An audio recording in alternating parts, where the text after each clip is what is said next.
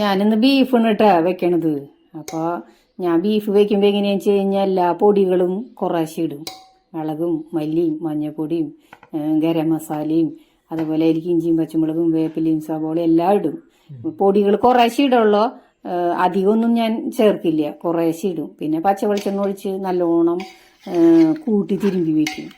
കുരുമുളക് പൊടി ഇടും കേട്ടാ, ഞാനത് എടുക്കാനായിട്ട് മറന്നതാ. കുറച്ച് കുരുമുളക് പൊടിയും കൂടിയും അതിലിട്ടിട്ട് കൂട്ടി തിരുമ്പി വെച്ചതിൻ്റെ ശേഷം കുറച്ച് വെള്ളം ഒഴിച്ചിട്ട് ഞാൻ വേവിക്കും. അപ്പം നമ്മളത് വെന്ത് വരുമ്പോഴേക്കും അതിലേക്ക് വേണ്ട സാധനങ്ങളൊക്കെ വീണ്ടും ഇതേപോലെ തന്നെ എല്ലാ സാധനങ്ങളും നുറുക്കും.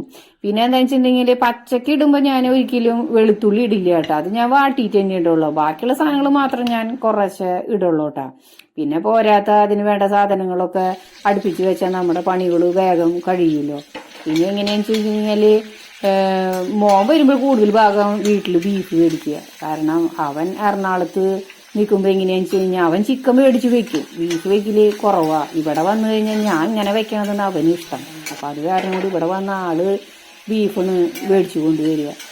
അപ്പോൾ പിന്നെ പിന്നെ എന്താ വെച്ചിട്ടുണ്ടെങ്കിൽ അതിലേക്ക് കായ മേടിച്ചിട്ടുണ്ടായിരുന്നു കേട്ടോ അവൻ. അപ്പം ഞാൻ അതിലത്തെ രണ്ട് കായും കൂടി ഇട്ട് ഒന്നും കൂടി വേവിച്ച് വെച്ചിട്ടുണ്ടായിരുന്നു. അപ്പോൾ മക്കൾക്ക് ഇങ്ങനെയല്ല ഇഷ്ടം. അപ്പം നമ്മൾ അമ്മമാർ ഇങ്ങനെയല്ലേ വെച്ച് കൊടുക്കേണ്ടത്. അപ്പോൾ നിങ്ങളൊക്കെ എങ്ങനെ ഉണ്ടാക്കാന്നുള്ളത് ഒന്ന് കമൻറ്റ് ചെയ്യട്ടാ. ഇങ്ങനെ വെച്ച് കഴിഞ്ഞാൽ നല്ല ടേസ്റ്റ് ഉണ്ട്.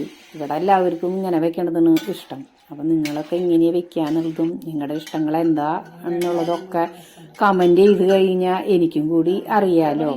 നല്ല ടേസ്റ്റാണ് കേട്ടോ ഈ ബീഫ് കറി നമുക്ക് കഴിക്കാനായിട്ട്.